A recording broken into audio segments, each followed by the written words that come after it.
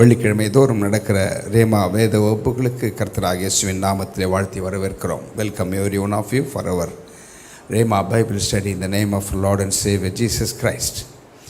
For our God is good, His mercy endureth forever. கர்த்தர் நல்லவர், அவர் கிருபை என்றும் உள்ளது.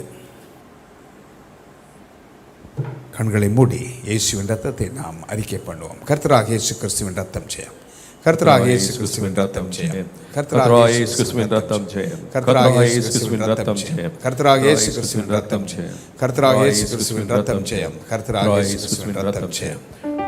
வல்லமை உண்டு உண்டு அற்புத வல்லமை இயேசுவே ரத்தத்தால் வல்லமை உண்டு உண்டு அற்புத வல்லமை இயேசு கிறிஸ்துவின் ரத்தத்தினால். There is power, power, wonder working power in the blood of the Lamb. There is power, power, wonder working power in the precious blood of the Lamb. ஆரம்ப ஜெபத்தை அன்பு சகோதரன் டியூக் அவர்கள் ஏறெடுப்பார்கள். Loving Heavenly Father, thank you, Father, bringing us for the Rhema Bible study, O Father. Oh, with a thirst to hear from thy servant, from thee, O Father, through thy servant, O Lord. Thank you, Father, Lord Jesus, blessing this Rhema Bible study, oh Father, Lord Jesus, of this month, oh Father, Lord Jesus. Oh, let it be a great blessing, oh Father, Lord, for who've been attending, oh Father, who've been watching online, oh loving Jesus. Amen, hallelujah. From the beginning till the end, the angelic presence be there, oh Father, Lord. Oh, hallelujah. Lord, cover this place with your precious blood, loving Father. No weapon should prosper in this place, oh Father, Lord, against this ministry, oh Lord Jesus. Amen. Use thy servant in a mighty way, Heavenly Father. Miracles and wonders take place, oh Father, Lord Jesus, as your children hear the word of Father, Lord. Yes, Lord. The anointing break every yoke, oh Father, Lord Jesus. Yes, Lord. Thank you for the blessing, the singing, oh Father, which you are going to do for your glory, Master, Lord Jesus. Amen. Hallelujah. Bless the offertory song. Everything be a blessing, oh Father, Lord Jesus. Let's go back with joy and happiness, having received your blessing, oh Father. In Jesus' precious name, we ask everything. And in Jesus' precious name, amen. Let us sing some songs for God's glory. கர்த்தருடைய மகிமைக்காக நாம் சில பாடல்களை பாடுவோம். உனக்கெதிராய் ஆயுதங்கள் ஆயிரங்கள் எழும்பினாலும், உனக்கெதிராய் ஆயுதங்கள் ஆயிரங்கள் எழும்பினாலும் வாய்க்காதை போகச் செய்வார், அக்கினியால் அழியச் செய்வார். வாய்க்காதை போகச் செய்வார், அக்கினியால் அழியச் செய்வார். அவர் இயேசு இயேசு இயேசு ரட்சகர் இயேசு இயேசு இயேசு நல்லவர் இயேசு இயேசு இயேசு வல்லவர் இயேசு. அல்லேலூயா அல்லேலூயா பாடி நன்றி சொல்லி சொல்லி போற்றி கர்த்தரை துதித்து துதித்து மகிழ்வேன் மகிழ்வேனே. பலனானார் துணையானார் அரணான கோட்டையானார்.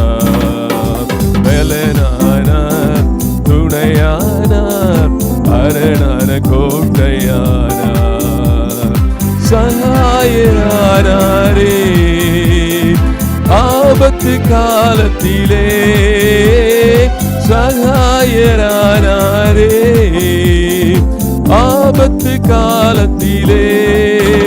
அவர் இயேசு இயேசு இயேசு ரட்சகர் இயேசு இயேசு இயேசு நல்லவர் இயேசு இயேசு இயேசு வல்லவர் இயேசு. அல்லேலூயா அல்லேலூயா பாடி நன்றி சொல்லி சொல்லி போற்றி கர்த்தரை துதித்து துதித்து மகிழ்வேன் மகிழ்வேனே.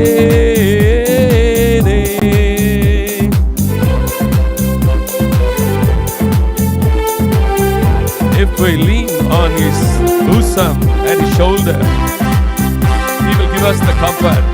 He will give us a life by His Holy Spirit. தோளினிலே மார்பினிலே சாய்ந்திட்டால் ஆறுதலே, தோளினிலே மார்பினிலே சாய்ந்திட்டால் ஆறுதலே, ஜீவனை தருகின்றாரே பரிசுத்த ஆவியாலே, ஜீவனை தருகின்றாரே பரிசுத்த ஆவியாலே. உன்னதராய் உயர்ந்தவராய் உலகத்தை ஆள்பவராய், உன்னதராய் உயர்ந்தவராய் உலகத்தை ஆள்பவராய், மீண்டும் வருவாரே நம்மை சேர்த்திடவே, மீண்டும் வருவாரே பரலோகம் சேர்த்திடவே. அவர் இயேசு இயேசு இயேசு ரட்சகர் இயேசு இயேசு இயேசு நல்லவர் இயேசு இயேசு இயேசு வல்லவர் இயேசு.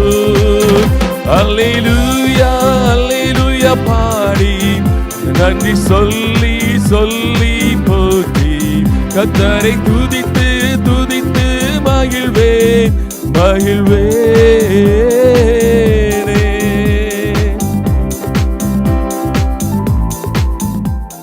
The Lord shall guide thee continually and satisfy the soul in drought, and thou shalt be like a water garden.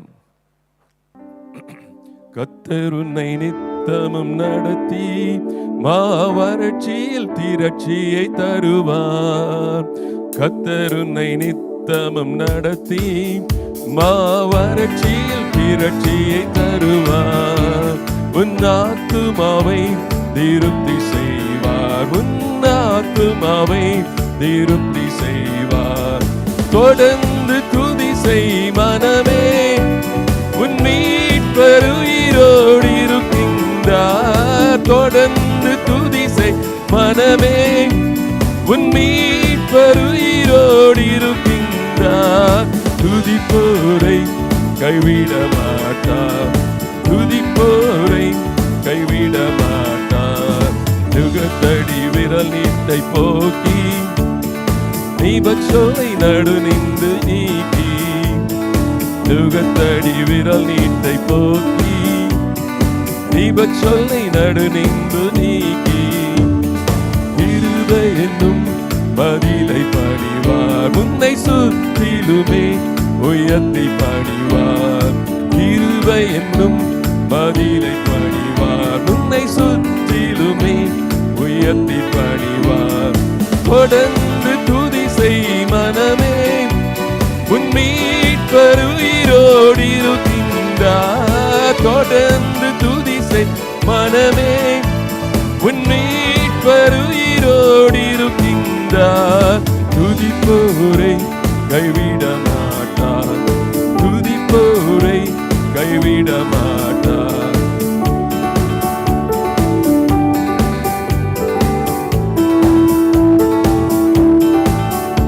His word shall come without void. It will not come with a void. It shall fulfill all what He has said.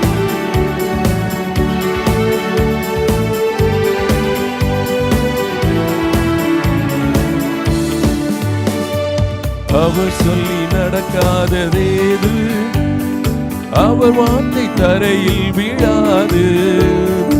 அவர் சொல்லி நடக்காததேது, அவர் வார்த்தை தரையில் விழாது.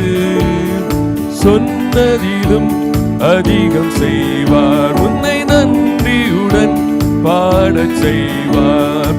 சொன்னதிலும் அதிகம் செய்வார், உன்னை நன்றியுடன் பாடச் செய்வார்.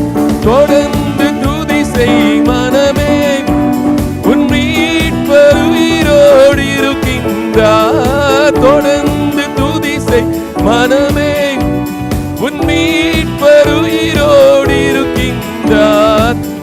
துதிப்போரை கைவிட மாட்டார், துதிப்போரை கைவிட மாட்டார். கர்த்தர் உன்னை நித்தமும் நடத்தி மாவறட்சியில் திரட்சியை தருவார்.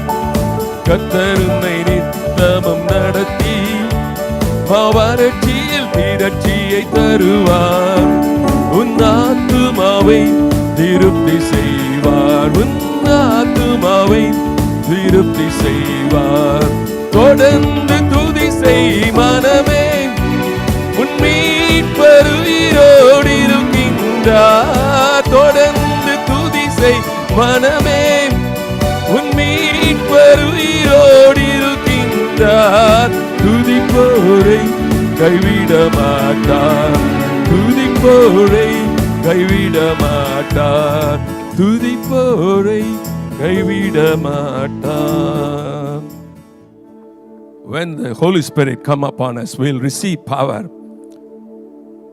and every lack will turn into a surplus for us, and every situation will change, and nothing is impossible when the Holy Spirit is upon us. நிறைவான ஆவியானவரே, நீர் வரும்போது குறைவுகள் மாறுமே. நிறைவான ஆவியானவரே, நீர் வரும்போது குறைவுகள் மாறுமே. நீர் வந்தால் சூழ்நிலை மாறுமே, முடியாததும் சாத்தியமாகுமே. நீர் வந்தால் சூழ்நிலை மாறுமே, முடியாததும் சாத்தியமாகுமே. நிறைவே நீர் வாருமே, நிறைவே நீர் வேண்டுமே, நிறைவே நீர் போதுமே. ஆவியானவரே, நிறைவே நீர் வாருமே, நிறைவே நீர் வேண்டுமே, நிறைவே நீர் போதுமே. ஆவியானவரே,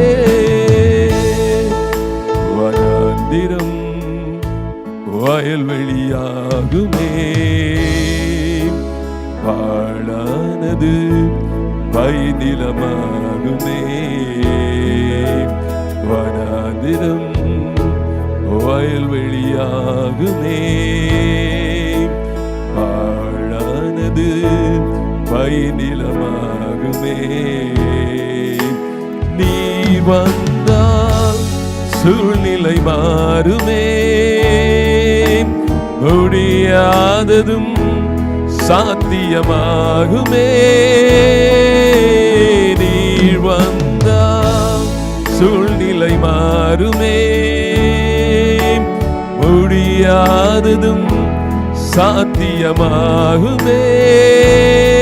நிறைவே நீர் வாருமே, நிறைவே நீர் வேண்டுமே, நிறைவே நீர் போதுமே.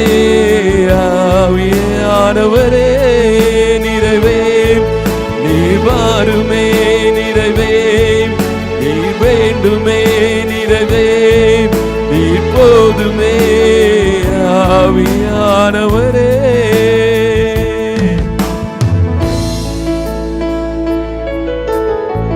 our weakness will turn into strength, our disease we will be healed, our diseases will be healed.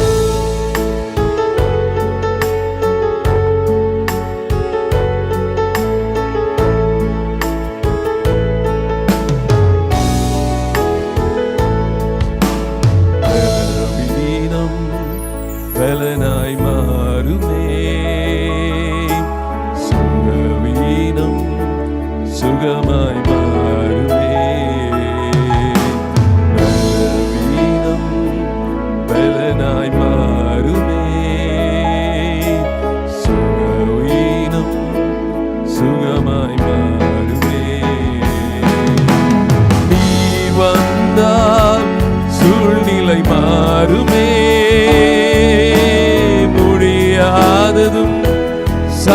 சாத்தியமாகுமே.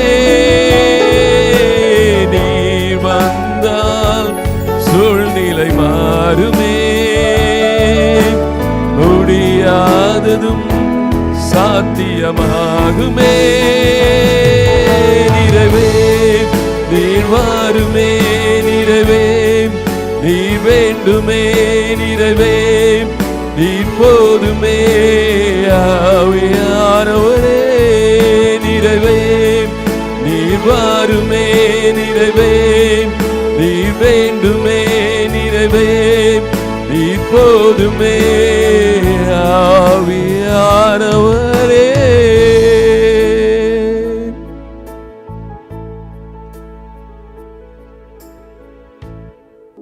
What a friend we have in Jesus, all our sins and griefs to bear. What a privilege to carry everything to God in prayer. What peace we often forfeit. Oh, what needless pain we bear. All because we do not carry everything to God in prayer. And we trials and temptations is the trouble anywhere. We should never be discouraged. Take it to the Lord in prayer. Can we find a friend so faithful, who will all our sorrow share? Jesus knows our every weakness. Take it to the Lord in prayer.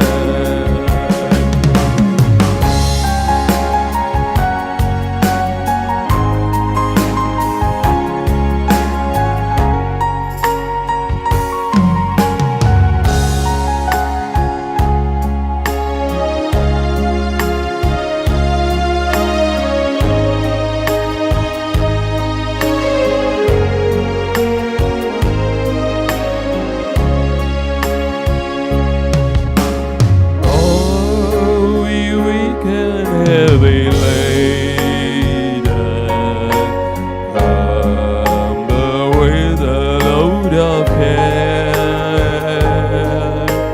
Precious Savior, still our refuge. Take it to the Lord in prayer. Do thy friends despise, forsake thee? Take it to the Lord in prayer. It is come, still take a cheer.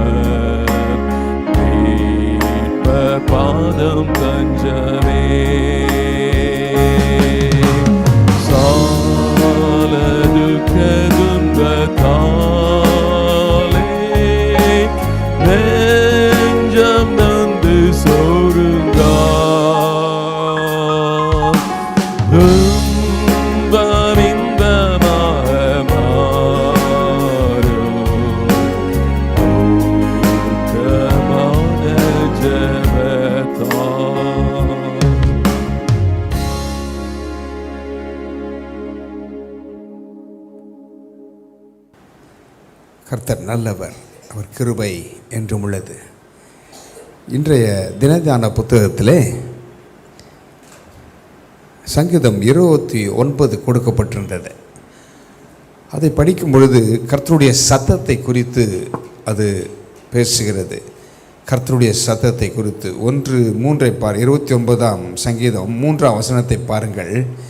கர்த்தருடைய சத்தம் தண்ணீர்களின் மேல் தொனிக்கிறது, மகிமுள்ள தேவன் முழங்குகிறார், கர்த்தர் திரளான தண்ணீர்கள் மேல் இருக்கிறார். இப்படியே சொல்லின்னு வருது.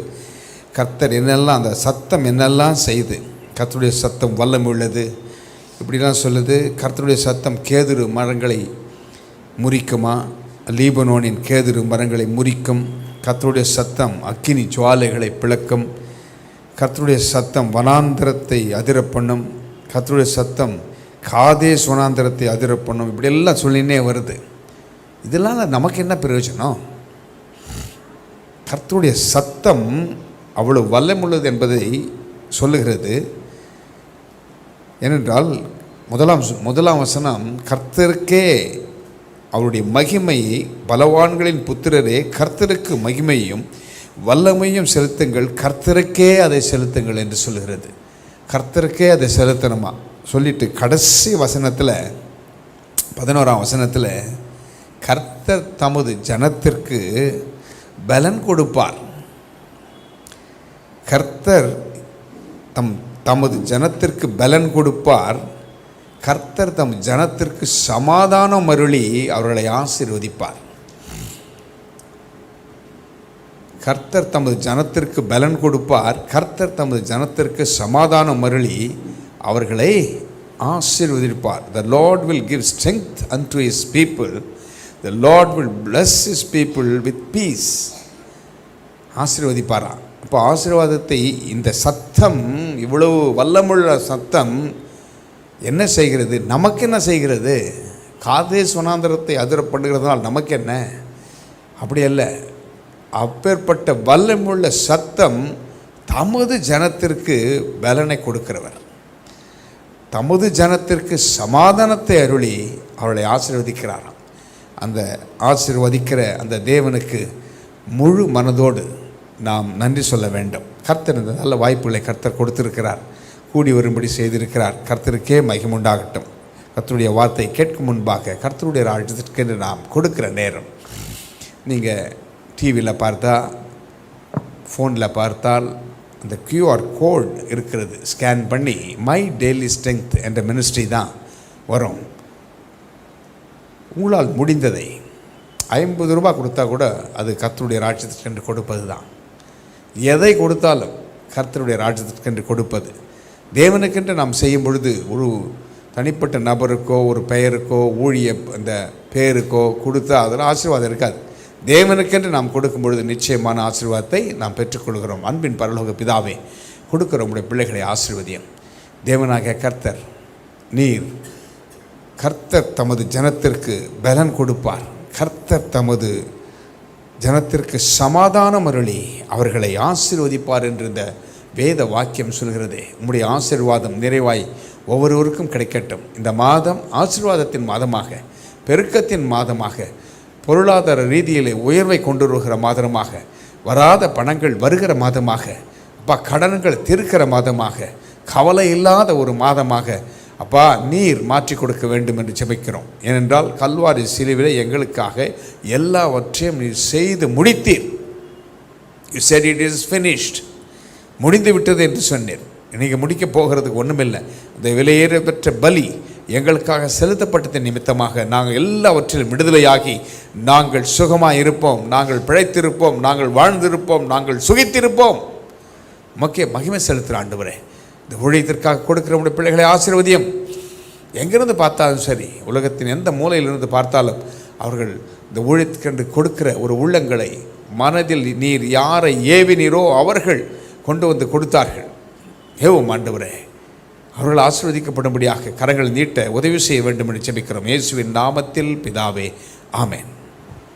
தேவ பிதா எந்தன் மேய்ப்பனல்லோ, சிறுமை தாழ்ச்சி அடைகிலனே, ஆவலதாய் என்னை பைம்பொன் மேல் அவர் மேய் தம நீர் அருளுகின்றார். தேவ பிதா எந்தன் மெய்ப்பனல்லோ, சிறுமை தாழ்ச்சி அடையிலனே. ஆத்தும தன்னை குளிர பண்ணி அடியேன் கால்களை நீதி என்னும் நேத்திய பாதையில் அவர் நிமித்தம் நிதமும் சுகமாய் நடத்துகின்றார். தேவ பிதா எந்தன் மெய்ப்பனல்லோ, சிறுமை தாழ்ச்சி அடையிலனே. சாலிட பள்ள திறங்கிடினும் சற்றும் தீங்கு கண்டஞ்சேனே. வானபரன் என்னோடிருப்பார், வளைதடியும் கோலுமை தேற்றும். தேவ பிதா எந்தன் மெய்ப்பனல்லோ, சிறுமை தாழ்ச்சி அடையிலனே. ஆயுள் முழுவதும் என் பாத்திரம் அருளும் நலமுமாய் நிரம்பும். நேயன் வீட்டினில் சிறப்போடே நெடுநாள் குடியாய் நிலைத்திருப்பேன். தெய்வ பிதா எந்தன் மெய்ப்பனல்லோ, சிறுமை தாழ்ச்சி அடையிலனே. மறுபடியுமாக கர்த்தருடைய வார்த்தையை கேட்கும்படி ரேமா வேத வகுப்புகளுக்கு, வெள்ளிக்கிழமையிலே நடக்கிற ரேமா வேத வகுப்புகளுக்கு உடைய வாழ்த்தி வரவேற்கிறோம். கர்த்தர் நல்லவர், அவர் கிருபை என்றும் உள்ளது. கர்த்தர் நம்மை நித்தமும் நடத்தி மகா வறட்சியான காலங்களிலும் நம்மை நீர்ப்பாய்ச்சலான தோட்டத்தைப் போலவும் வற்றாத நீரூற்றைப் போலவும் அவர் வைக்கிறவர். கர்த்தர் எப்பவுமே நம்முடைய பிள்ளைகளுக்கு நன்மையை மாத்திரம்தான் செய்வார். அவர் தீமை செய்கிற தேவன் அல்ல. போன வெள்ளிக்கிழமைகளிலே நாம் கர்த்தருடைய வார்த்தையை காட் ஆஃப் அபண்டன்ஸ், பெருக்கத்தின் தேவன் என்ற தலைப்பிலே நாம் பார்த்து கொண்டு வருகிறோம். தேவன் எப்போவுமே தன்னுடைய பிள்ளைகளை ஆசீர்வதிக்கிறவர். தன்னுடைய பிள்ளைகள் கஷ்டத்தில் இருக்கிறத அவர் விரும்புகிறது இல்லை. God of abundance. அதற்கு ஆதாரமாக சங்கீதம் 23:5-6 வசனங்கள். Psalm 23:5-6 நாம் வாசிக்க கேட்போம். என் சத்துருக்களுக்கு முன்பாக நீர் எனக்கு ஒரு பந்தியை ஆயத்தப்படுத்தி என் தலையை எண்ணெயால் அபிஷேகம் பண்ணுகிறீர். என் பாத்திரம் நிரம்பி வழிகிறது. என் ஜீவனுள்ள நாளெல்லாம் நன்மையும் கிருபையும் என்னை தொடரும். நான் கர்த்தருடைய வீட்டிலே நீடித்த நாட்களாய் நிலைத்திருப்பேன். Thou preparest a table before me in the presence of mine enemies. Thou anointest my head with oil, my cup runneth over. Surely goodness and mercy shall follow me all the days of my life, and I will dwell in the house of the Lord forever. My cup runneth over. என் பாத்திரம் நிரம்பி வழிகிறது. சங்கீதக்காரன் சொல்லுகிறான், அவர் நம்முடைய தலையை எண்ணெயால் அபிஷேகம் பண்ணுவார் என்றால் நம்முடைய பாத்திரம் நிரம்பி வழியுமா? அவர் நம்முடைய தலையை அபிஷேகிப்பார் என்றால், அவருடைய ஆசீர்வாதம் நம்மேல் இருக்கும் என்றால் நம்முடைய பாத்திரங்கள் நிரம்பி வழியும். அன்பின் பரலோக பிதாவே, இந்த வேத வாக்கியங்களின் ஆக்கியோனே, பரிசுத்த ஆவியானவரே, நீர் எங்களுக்கு உதவி செய்து இந்த வார்த்தைகள் வெறும் வார்த்தைகளாயிராமல் இந்த வார்த்தைகள் எங்களுக்குள்ளாக ஆவிக்குள்ளாக எங்கள் மனக்கண்களை திறப்பார் என்றால் அந்த ஆவியானவர் அந்த வார்த்தைகள் எங்களுக்குள்ளாக அது வேலை செய்யும். சத்தியத்தை நாங்கள் அறிந்து கொள்ள எங்களுக்கு உதவி செய்யும்.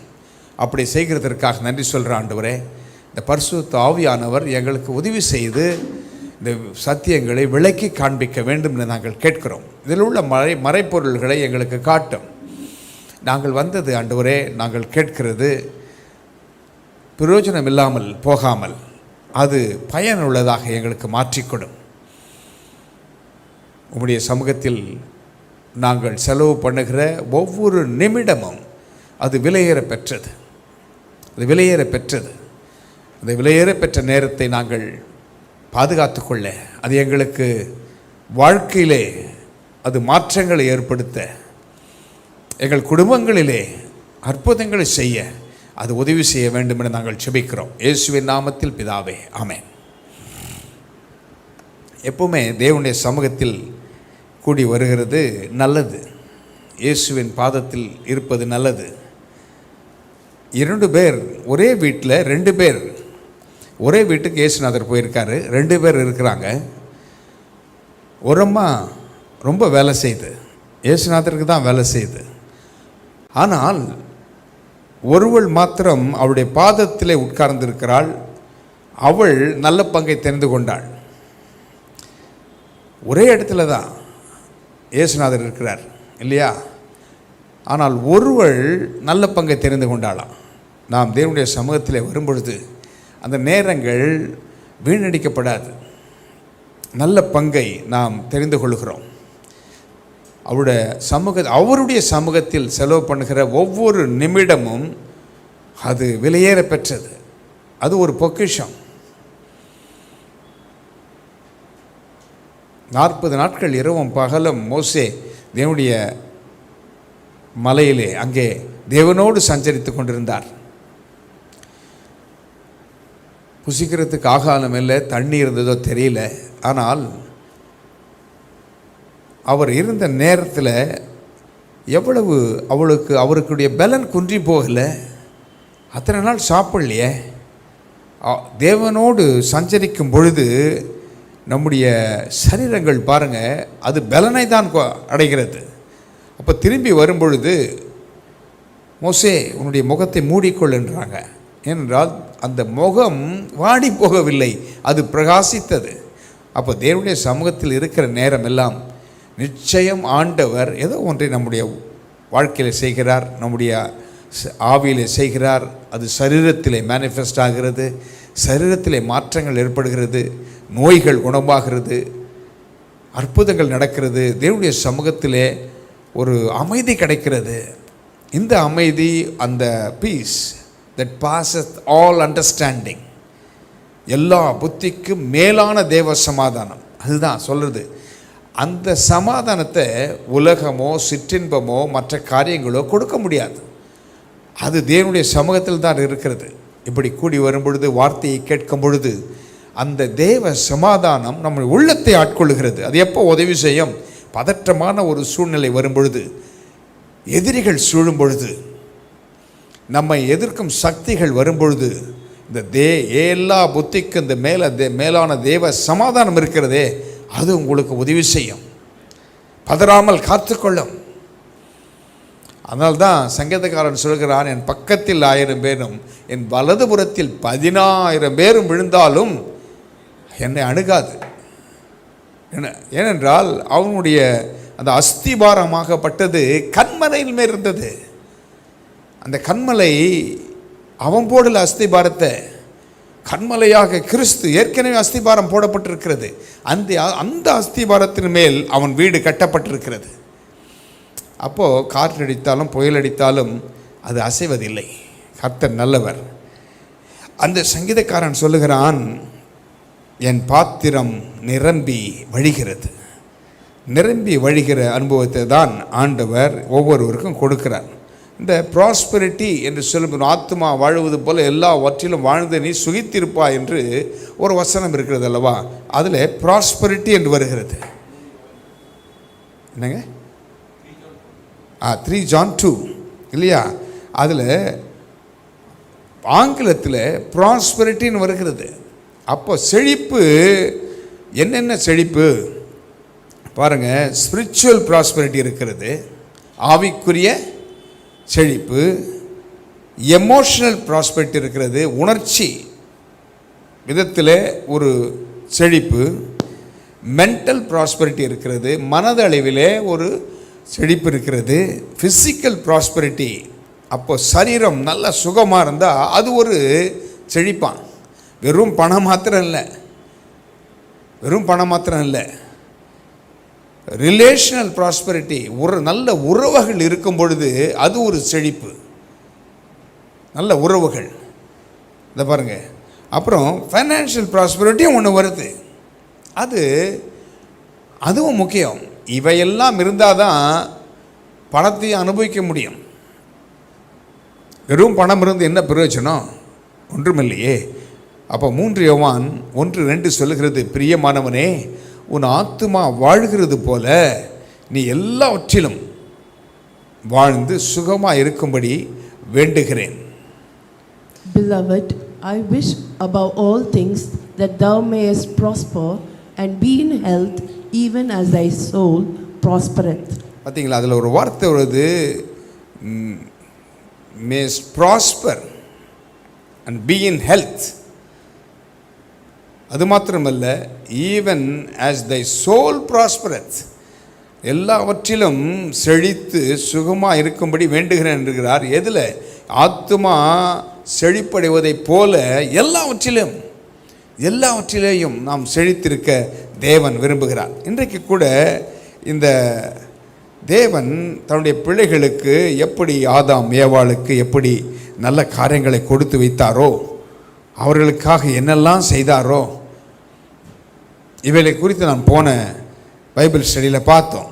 இன்றைக்கு நாம் இன்னொரு நபரை குறித்து நாம் பார்க்க போகிறோம். ஆண்டவர் எப்படி காட் ஆஃப் abundance, எப்படி ஆண்டவர் அபரிவிதமாக ஒரு மனிதனை ஆசீர்வதிக்கிறார், எப்படி தெரிந்து கொள்கிறார், அவர்களுடைய காரியங்களை வாய்க்க பண்ணுகிறார். அவனுக்கு என்னெல்லாம் இருந்தது, எப்படி இருந்தது, ஆனாலும் தேவனிடத்திலே அவன் எவ்வளவு நல்ல உறவை வைத்து கொண்டான் என்பதை குறித்து நாம் பார்க்க போகிறோம். அதனால்தான் அந்த கப் ரன்னத் ஓவர், நிரம்புறது மாத்திரம் இல்லை, நிரம்பி வழிகிறது. அந்த வழியும் போது என்ன நடக்கிறது? அது வேஸ்ட் ஆகக்கூடாது. நிரம்பி வழியும் பொழுது, ஆண்டவர் ஆசீர்வதிக்கும் பொழுது பாருங்கள், 5 அப்பம் 2 மீனை கொண்டு 5000 பேர் ஆண்டவர் போஷிக்கிறார். அப்போ என்ன சொல்கிறார்? சீஷரை பார்த்து, ஒன்றும் அது சிந்தி வீணாகாதபடி அவைகளை சேகரியுங்கள் என்று சொல்கிறார். இப்போ 12 கூட நிறைக்க எடுக்கிறாங்க. இப்போ வேஸ்ட் ஆகக்கூடாது, தூக்கி போடுறதுக்கு இல்லை. நம்ம கிடைக்கிற உணவு கூட பாருங்கள், நம்ம அன்றாடம் சாப்பிட்றோம், நல்ல உணவுகளை சாப்பிட்றோம், அது இல்லாமல் எவ்வளோ பேர் இருக்காங்க, சிந்திட்டு வேணான்னு சொல்லி தூக்கி போட்டு குப்பையில் போடுறோம் இல்லையா? அதை ஒருவர் எடுத்து சாப்பிட்றான். அதுக்காகவா இருக்கிறோம்? இல்லை, தேவையான அளவுக்கேற்றபடி சாப்பிட்டு மற்றவர்களுக்கு கொடுக்கத்தக்கதாக ஒரு உள்ளம் இருக்கணும் இல்லையா? அதுதான். அப்போது இந்த வழிந்து ஓடுகிற ஆசீர்வாதம் வழிந்து ஓடுகிறது யாருக்காக? மற்றவர்களுக்காக, உங்களை சுற்றி இருக்கிறவர்களுக்காக, தேவையுள்ளவர்களுக்காக, தேவையுள்ள மக்களுக்காக. அதை நாம் செய்யணும். பாருங்கள், லாசரு ஐஸ்வர்யவான் கதையை ஆண்டவர் சொல்கிறாரு. அதில் கூட அந்த லாசரு வெளியே உட்காந்துருக்கான். அந்த ஐஸ்வர்யவான் அவன் மேஜையிலிருந்து விழுகிற துணிக்கையினால் தன் பசியை ஆற்றிக்கொள்ள ஆசையாக இருந்தானான். ஆனால் அது கிடைக்கல. என்ன பண்ணியிருப்பான் நினைக்கிறீங்க? அவனுக்கு கொடுக்காத நிற்பான், பழகுது தூக்கின்னு போய் வெளியே போடுறான்னு இருப்பான். அது கூட கிடைக்கல அவனுக்கு. அப்போது தேவை உள்ளவர்கள் உண்டு இல்லையா? அப்போது அந்த வழிந்தோடுகிற ஆசீர்வாதம் வீணாகி போகக்கூடாது. ஆனால் ஆண்டவர் ஆசீர்வதிக்கும் போது வழிந்தோடுகிற ஆசீர்வாதத்தால் நம்மை ஆசீர்வதிக்கிறார். God of abundance. இந்த தேவன் ஆசீர்வாதத்தை நமக்கு தவறாய் புரிந்து கொண்டோம். கர்த்தர் கொடுக்கிற ஆசீர்வாதங்களை நாள் ஒன்றிலே, ஏனென்றால் நம்முடைய கண்கள் திறக்கப்படலை. கண்கள் திறக்கப்பட்டு ஆவியானவர், பரிசுத்த ஆவியானவர் அந்த தெளிவை கொடுக்கும் பொழுது அந்த ஆவியிலே, அந்த சரீரத்திலே ஒரு மாற்றம் ஏற்படுகிறது. சத்தியத்தை அறியும் பொழுது ஒரு தெளிவு வரும் பொழுது விடுதலை உண்டாகிறது. அப்போ விடுதலை உண்டாகும் பொழுது கண்கள் திறக்கப்படுகிறது, நாம் கண்டுகொள்கிறோம் எது தவறு எது சரி என்று. அப்போது பொன்னும் வெள்ளியும் என்னையோடது என்று சொல்கிறார். 1-2 பேருக்காக ஒரு ஆறே ஓடுது. அந்த ஆறு ஓடும் பொழுது அங்கே பொன் விளையமாம். அந்த பொன் நல்லது என்று வேதம் சொல்லுது. அப்படி என்று போன வகுப்பில் நம்ம பார்த்தோம். இன்றைக்கு கூட பாருங்க, ஆதாம் ஏவாள் இந்த திருமணங்களை கூட பாட்டு பாடும் பொழுது ஆதாமுக்கும் ஏவாளுக்கும் பாடுறாங்க. அடுத்தது யார் பாடுறாங்க சொல்லுங்க பார்க்கலாம்.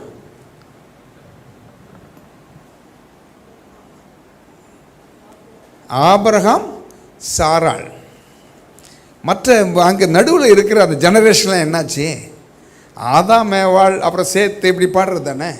இல்லை பாருங்க, ஆதாமுக்கும் ஏவாளுக்கும் பாடிட்டு பாட்டு கட்டுறவங்க ஆபிரகாம் சாராள் ஆசீர்வாதத்து மாதிரி ஆசீர்வதி ஆண்டவரேன்றாங்க. பார்த்தீங்களா? அப்போது எங்கிருந்து அப்படியே ஆபிரகாமுக்கு வருது? ஆபிரகாமை தேவன் கல்தேர் இதில் அவர் சால்டியன்ஸ் அந்த கலாச்சாரத்தில் அவர் பல காரியங்களை வணங்கி கொண்டு அப்படி இருக்கிறார். ஆனால் உண்மையாய் தேடும்போது தேவன் அவர்களுக்கு இடைப்படுறார். தேவன் அவர்களை சந்திக்கிறார். நீங்கள் யாராக இருந்தாலும் பரவாயில்ல, ஆனால் தேவனை தேடும் பொழுது தேவன் அவர்களை சந்திக்கிறார். பாருங்கள், அண்ணன் ஜான் ஜோஸ் அவர்கள் இந்த நாட்களில், அவர் பேர் அப்போ ஒரு டிஜிபி இருந்தார், மிஸ்டர் துரைன்னு. அவர் என்ன பண்ணார், அண்ணங்கிட்ட என்னுடைய ஃப்ரெண்டு ஒருத்தர் இருக்கார் பிரதர், இவர் நெருங்கிய நண்பர் அண்ணன் ஜான் ஜோசப் அவனுக்கு. ஏன் நெருங்கிய நண்பர் இன்னொருத்தர் இருக்கிறாரு, அவர் ஈசிஆர் ரோடில் இருக்கார், அவரை பார்க்கணும் நீங்கள், அவருக்காக நான் உங்களை பற்றி சொல்லும்பொழுது அவர் சொன்னார், அவரை பற்றி பேசினாலே எனக்கெல்லாம் அந்த முடியெல்லாம் சிலுத்து போகிறது, ஏதோ ஒரு சக்தி என்னை ஆட்கொள்ளுகிறது, அவரை நான் பார்க்கணும்னு சொல்லி கேட்டாங்களாம். அப்போது ஜான் ஜோசப் நான் போகும்பொழுது நானும் போயிருந்தேன் கூட. போகும்பொழுது அங்கே உள்ளே போகிறோம், இங்கேருந்து அவரே கூடவே போகிறோம். நாங்கள் போய் ஈசிஆர் ரோடில் அவருடைய வீட்டுக்கிட்ட அந்த காம்பவுண்டு நெருங்குறோம். அவர் கேட்டை திறக்கிறாரு, உள்ளே நுழைஞ்சி போகிறோம். போயிட்டு பிறகு அவர் வீட்டு உள்ளே உட்கார்ந்து இருக்கும்போது அவர் சொல்கிறாரு, நீங்கள் வர்றீங்கன்னு சொல்லும் பொழுது இந்த மரம் செடி கொடியெல்லாம் இருக்குது பார்த்தீங்களா, அது சந்தோஷம் ஆயிடுச்சுன்றார். எனக்கு அப்போ புரியல, என்னடா இது, இவர் நாங்கள் அண்ணன் வராரு, ஜான் ஜோசப் அண்ணன் வராருன்னு சொன்னால், தேவ மனுஷன் வருகிறான்னு சொன்னால், இந்த மரம் செடி கொடி சந்தோஷமாயிடுச்சுன்றார். பார்த்தீங்களா? அது என்ன காண்பிக்கிறது? தேவனுடைய பிரசன்னம் வரும்பொழுது இயற்கை கூட சந்தோஷப்படுதான். உண்மைதான். லீபனோன் செழிக்கும் என்று சொல்லப்பட்டிருக்கிறது. கேதுரு மரங்கள் கை கொட்டும், கை தட்டுமா. அப்போ உலக மனுஷனே சொல்லி கொடுக்குறான், செடியை பார்த்து பேசு, நல்லா இருப்பேன்னு சொல்லுன்றான். அது கறிக்கு போ, விலை கொட்டுது, அது நல்லா இல்லைன்னு சொன்னால் அது கெட்டு போகுது. எப்படி பாருங்க. அப்போ வார்த்தையிலே வல்லமை இருக்கிறது. எதற்கு சொல்ல வருகிறேன் என்றால், தேவனுடைய சமூகத்தில் தேவ மனுஷர்கள் இப்படி போகும் பொழுது இயற்கை கூட சந்தோஷப்படுது, இயற்கை அனுகூலமாக்கி கொடுக்குது. அவர் அப்படி சொல்கிறார், நீங்கள் வர்றதுக்கு முன்னாலே இதெல்லாம் செடியெல்லாம் அந்த வழியில் இருக்கிற அநேக மரங்களை செடிகளை வச்சுருக்கார். உள்ளே நடந்து போகிறதுக்கு கொஞ்சம் நேரம் ஆகுது. அதெல்லாம் அவ்வளோ சந்தோஷமாக இருக்குது. இந்த பூக்கள் எல்லாம் சந்தோஷமாக இருக்குது, இலை சந்தோஷப்படுதுன்றார். அப்போ பாருங்கள், தேவனுடைய சமூகம் உங்களுக்குள்ளே இருக்கும் பொழுது அந்த ஆசீர்வாதம் மற்றவர்களுக்கு எதற்கு சொல்ல வந்தால், யாருக்கும் அவர் தூரமானவர் அல்ல, அவர் யாருக்கும் தூரமானவர் அல்ல. யாராக இருந்தாலும் அவரை நோக்கி கூப்பிடும்போது அவர் தென்படுகிறார். அதை தான் சொல்ல வந்தேன். அப்போது இந்த மனுஷனுக்குள்ளாக, அவருடைய பேர் வெங்கட்ராமன், ஒரு பேர், அவர் என்ன சொல்ல வருகிறார் என்றால், தேவனை தேடுகிறார். ஏதோ ஒரு கடவுள் இருக்கிறார், என்னுடைய கூக்குரலை கேட்பார், என்னை அவர் ஆசீர்வதிப்பார் என்று நம்பும் பொழுது இவர் உள்ளே நுழையும் பொழுது அங்கே தேவனுடைய பிரசன்னத்தால் அது நிரப்பப்படுகிறது.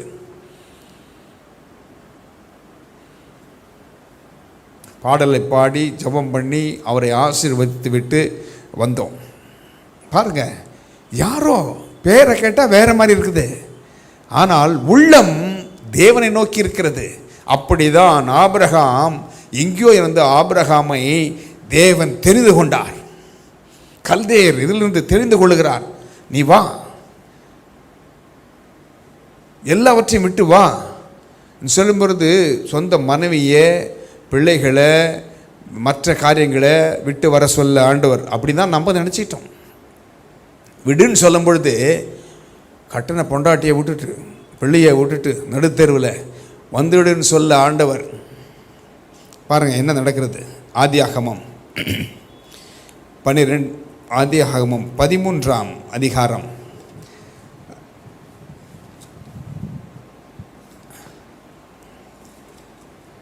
Genesis chapter 13 verse 2 பாருங்கள். இருக்கட்டும், 12:1 பாருங்கள். 12:1 ஆதியாகமம் 12:1 பாருங்கள். கர்த்தர் ஆபிரகாமை நோக்கி, நீ உன் தேசத்தையும் உன் இனத்தையும் உன் தகப்பனுடைய வீட்டையும் விட்டு புறப்பட்டு நான் உனக்கு காண்பிக்கும் தேசத்துக்கு போ. Now the Lord had said unto Abram, Get thee out of the country, and from thy kindred, and from thy father's house, unto a land that I will shew thee. கர்த்தர் ஆபிரகாமை நோக்கி, நீ உன் தேசத்தையும் உன் இனத்தையும் உன் தகப்பனுடைய வீட்டையும், இப்படி ஆண்டவர் சொல்லுகிறார். அதற்கு முன்பாக வசனத்தை பார்த்தீங்கன்னா, தேராகு தன்னுடைய தகப்பன் கூட கானான் தேசத்திற்கு பிரயாணப்பட்டு வருகிறார். ஆனால் ஒரு இடத்துல நின்றுறாரு, அங்கே அவர் மரித்து போகிறார் தேராகு. அப்படி இருக்கிற நேரத்தில் இந்த ஆபிராமை ஆண்டவர் பேர் கூட மாற்றலை, அந்த ஆபிராமை அழைச்சி நீ வெளியே வா என்று கூப்பிடுறார். அப்போது அழைத்தவர் பாருங்க என்ன செய்கிறார், ஒரு வாக்குத்தத்தத்தை கொடுக்கிறார். 2ஆம் வசனத்தை பாருங்கள். நான் உன்னை பெரிய ஜாதியாக்கி உன்னை ஆசீர்வதித்து உன் பேரை பெருமைப்படுத்துவேன், நீ ஆசீர்வாதமாய் இருப்பாய். 3ஆம் வசனம், உன்னை ஆசீர்வதிக்கிறவர்களை ஆசீர்வதிப்பேன், உன்னை சபிக்கிறவனை சபிப்பேன், பூமியில் உள்ள வம்சங்கள் எல்லாம் உனக்குள் ஆசீர்வதிக்கப்படும் என்றார்.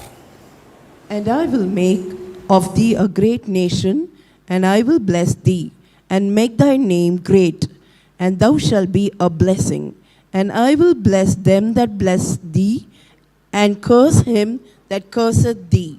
And in thee shall all families of the earth be blessed. பாருங்க, உனக்குள் பூமியில் உள்ள வம்சங்கள் எல்லாம் உனக்குள் ஆசீர்வதிக்கப்படும் என்றார். ஒரு ஆபிரகாமை அழைக்கிறாரு, அவர் கல்தேயரை சேர்ந்தவர். பாருங்க, அவருக்கு ஒரு வாக்குத்தத்தத்தை கொடுக்கிறார், உனக்குள் எல்லாத்தையும் ஆசீர்வதிப்பண்றாரு. அதற்கு உடனடியாக ஆபிரகாம் கீழ்ப்படுகிறார். கீழ்ப்படிந்து என்ன செய்கிறார் பாருங்க.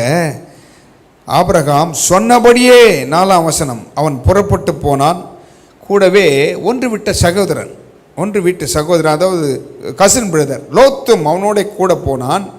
ஆபிரகாம் ஆரான் விட்டு புறப்பட்ட பொழுது 75 வயது உள்ளவனாக இருந்தான் என்று வேதம் சொல்கிறது.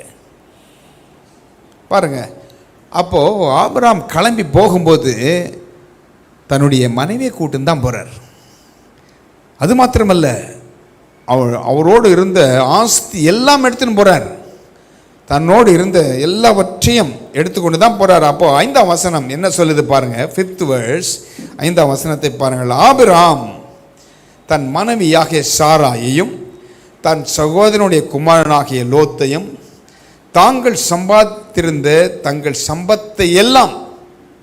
சம்பத்தை எல்லாவற்றையும் ஆரானிலே சவதரித்த ஜனங்களையும் கூட்டிக் கொண்டு அவர்கள் கானான் தேசத்திற்கு புறப்பட்டு போய் கானான் தேசத்தில் சேர்ந்தார்கள். And Abram took Sarai his wife and Lot his brother's son and all their substance that they had gathered and the souls that they had gotten in Haran. And they went forth to go into the land of Canaan. And into the land of Canaan they came. என்ன செய்கிறார்? வீட்டை விட்டு வா, எல்லாத்தையும் விட்டுட்டு வான்னு சொன்ன உடனே அவருடைய கலாச்சாரத்தை விட்டு வா, நீ எதை பின்பற்றுகிறாயோ அவைகளை விட்டு வா. ஒரு பாதை இருக்கிறது, ஒரு லைட்டு தெரியுதுன்னா அந்த லைட்டை பார்த்து தான் நீங்கள் நடந்து போவீங்க இல்லையா?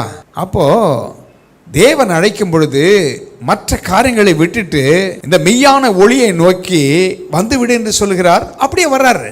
அதற்காக மனைவியை விட்டுல, தன்னோடு இருந்தவர்களை விட்டு விடல, சம்பாதித்திருந்ததை விட்டுல, சம்பத்தை விட்டு விடவில்லை, ஜனங்களையும் விட்டு விடல, எல்லாரையும் கூட்டிக் கொண்டுதான் போகிறார். இதுலேருந்து என்ன தெரியுது பாருங்க. அப்போ தேவனை பின்பற்றி வருவதற்கு இவைகள் எல்லாம் தடை இல்லை. பொருள் தடையா, ஜனங்கள் தடையா? இல்லை. உங்களுடைய மனசு, கலாச்சாரங்கள், என்ன கற்றுக்கொண்டிருக்கிறோம், எதை வழிபடுகிறோம், எதை நம்புகிறோம், எந்த பாதையில் செல்கிறோம், அதுதான் தடை. இயேசு சொன்னார், நானே வழியும் சத்தியமும் ஜீவனுமாக இருக்கிறேன் என்று. அவர்தான் வழி, வேறே வழி இல்லை. அப்போது அவரை பின்பற்றி எல்லாவற்றையும் சேர்த்து கொண்டு தான் வர்றார், சேர்த்து கொண்டு வருகிறார். அப்போது எப்படி பாருங்கள், அந்த ஆபிரகாமுக்கு அந்த ஆசீர்வாதங்கள் எவ்வளவு இருக்கிறது என்று வேதம் என்ன சொல்லுது பாருங்கள். 13ஆம் அதிகாரம் 2ஆம் வசனத்தை நாம் படிக்க கேட்போம். 13ஆம் அதிகாரம், சாப்டர் 13 verse 2.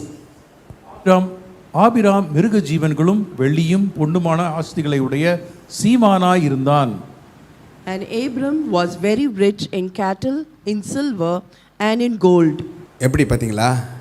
ஆபிராம் மிருக ஜீவன்களும் வெள்ளியும் பொன்னுமான ஆஸ்திகளை உடைய சீமானாய் இருந்தான். யார் இந்த ஆபிரகாம்? இந்த ஆபிரகாம் யார்? விசுவாசிகளின் தகப்பன். விசுவாசிகளின் தகப்பன். ஆண்டவர் சொல்றது அப்படியே விசுவாசித்தவர்.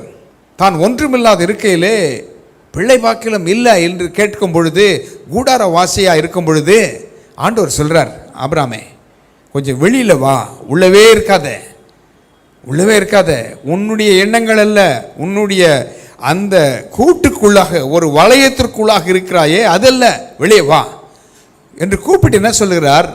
வானத்தை அண்ணாந்து பார், நட்சத்திரங்களை பார்க்க சொல்கிறார், மேலானவைகள் மேல் உன் கண்களை ஏறெடுத்துப்பார் என்று சொல்கிறார். ஒத்தாசை வரும் பர்வதங்களுக்கு நேராக கண்களை ஏறெடுக்கிறேன் என்று இந்த சங்கீதக்காரன் சொல்கிறானே, அப்படி உன் கண்களை மேலே நோக்கிப்பார். பார்க்கும் பொழுது வானத்து நட்சத்திரங்களை பார்க்கிறார். எண்ணு பாடுறார், எண்ண முடியல. கடற்கரை கூட்டு போறார், கடற்கரை மணலை காண்பிக்கிறார், இதை கொஞ்சம் எண்ண முடியல. அப்படி உன் சந்ததியை பெருக செய்வேன் என்கிறார். அப்படியே விசுவாசிக்கிறார், விசுவாசிக்கிறார், விசுவாசிக்கிறார். அதனால தான் விசுவாசிகளின் தகப்பன். இன்னைக்கு சொல்றோம், ஆபிரகாமினுடைய ஆசீர்வாதம் எங்களுக்கு கிடைக்குதுன்னு. எப்படி? விசுவாசத்தின் மூலமாக. அந்த ஆசீர்வாதத்திற்கு நாம் சுதந்திரவாளிகளாக மாறுகிறோம். இன்னும் தெளிவு வந்திருக்கு. எப்படி அந்த ஆசீர்வாதம் நமக்கு கிடைக்கிறது என்றால், கிறிஸ்து இயேசு மூலமாக வருகிறது, அவர் விசுவாசிகளுக்கு வருகிறது அந்த ஆசீர்வாதம். ஏனென்றால் ஆபிரகாமை நம்ம அறிந்திருக்கவில்லை. ஆபிரகாமை இப்போ கேட்டால் சொல்லுவாரா? இல்லை, எனக்கு தெரியாதுன்னு தான் சொல்லுவார். ஆனால் இயேசு கிறிஸ்து இயேசு மூலமாக அது நமக்கு சொந்தமாகிறது, நம்ம உரிமை பாராட்டுகிறோம். அப்போது அந்த ஆபிரகாம் பாருங்க, மிருக ஜீவன்களும் வெள்ளியும் பொன்னுமான ஆஸ்திகளை உடையவனாய் சீமானாய் இருந்தானாம்.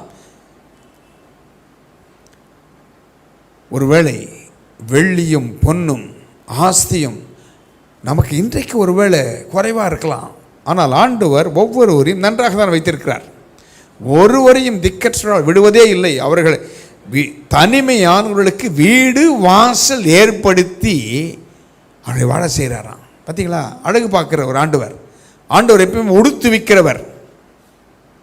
சத்துருவை பேச்சு கேட்டால் அங்கே வெறுமையும் வெற்றிடமும் நிர்வாணமும் தான் இருக்கிறது, வெறுமையும் தான் இருக்கிறது. அதான் மேவாள் பாருங்க, ஆண்டவரை பேச்சு கேட்குற வரைக்கும் மகிமை மூடி இருந்தது, மகிமை மூடி இருந்துச்சு, தேவனுடைய மகிமை பாருங்க.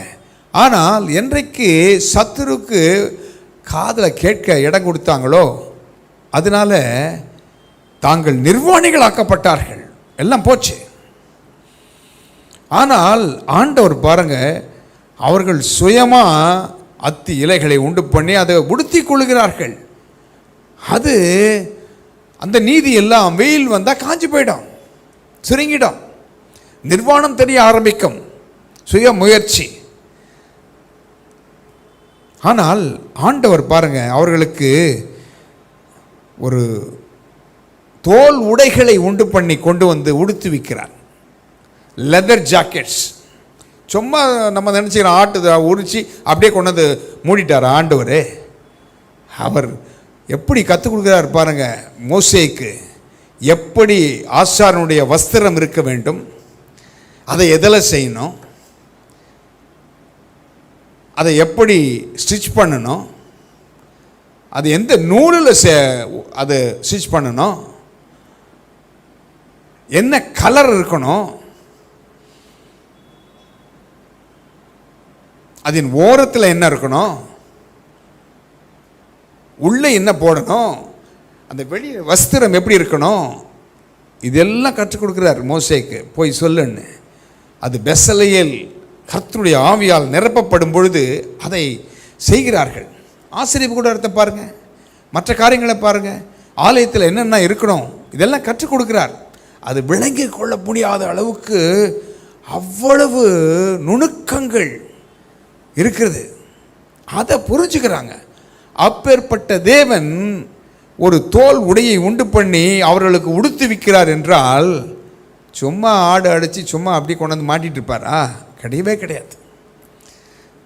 அவர் அவ்வளவு நேர்த்தியாக செய்திருப்பார். இன்றைக்கு ஒரு லெதர் ஜாக்கெட் போட்டு பாருங்க, இந்த மாதிரி ஸ்டிச் பண்ணுறான், அந்த வாசனை இருக்கா? இல்லை. தோல் வாசனை அடிக்கிறதா? இல்லையே.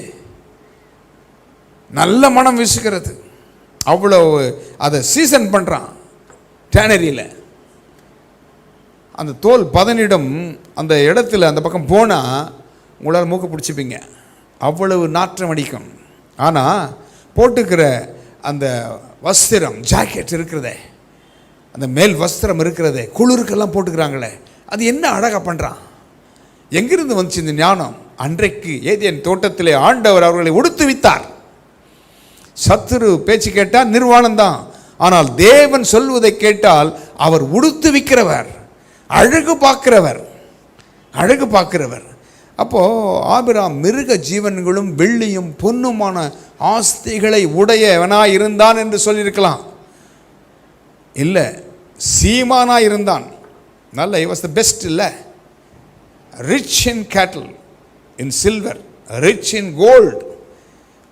பாருங்கள், இன்றைக்கி கோல்டு விலை ஏறின்னு போயின்னே இருக்குது. எங்கே போய் முடியணுமோ தெரியல. சில பேர் வெளியில் போகிறதுக்கு பயந்து கழட்டி வச்சிடுறாங்க வீட்டில். ஏன்னா சும்மா ஒன்று தொட்டால் 1 லட்சம் இல்லை, மேலே போயிடுச்சே. எப்படி இருக்கு பாருங்கள். வெள்ளியும் பொன்னும் என்னுடையது என்று அவர் சொல்லுகிறார். பொன்னும் வெள்ளியும் அவருடையது, தன்னுடைய பிள்ளைகளுக்கு அவர் கொடுத்திருக்கிறார். ஆபிரகாமுக்கு அவர் கொடுத்தார், அதை சுதந்திரிக்கிறவனாக இருந்தான். ஆனால் இந்த ஆபிரகாம் பாருங்கள், இந்த பொண்ணு வெள்ளியெல்லாம் ஏற்கனவே கொஞ்சம் இருந்துச்சு.